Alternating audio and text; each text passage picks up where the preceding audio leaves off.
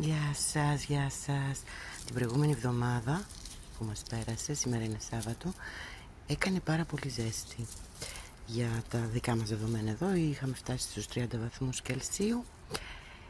Και τώρα σήμερα βλέπω εδώ τα φύλλα μιας πατάτας που έχουν ξεραθεί. Και έτσι, όπως σας έχω πει, όταν τα βλέπουμε έτσι τα φύλλα, τότε μπορούμε να ψάξουμε για πατάτες. Αυτό λοιπόν θα κάνω κι εγώ εδώ, σε αυτή τη γλάστρα που είναι γεμάτη από τηλέγραφους, γιατί ο τηλέγραφος ένα βάζεις 100 γίνονται.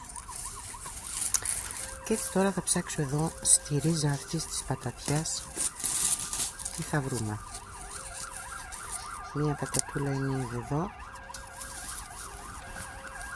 Εδώ γίνεται ένας χαμός από φυτά. Να τη άλλη μία πατάτα.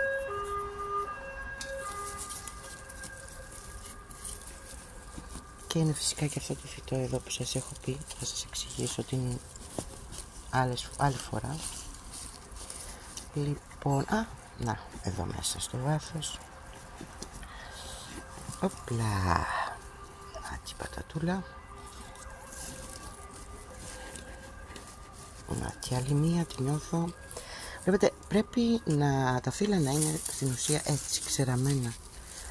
Και έτσι βγάζουμε πατατούλες. Να, τη άλλη μία που φαίνεται εκεί. Είναι μικρό πατατάκι. Αυτά συνήθως τα αφήνω εγώ και ξαναδίνω νέες πατάτες.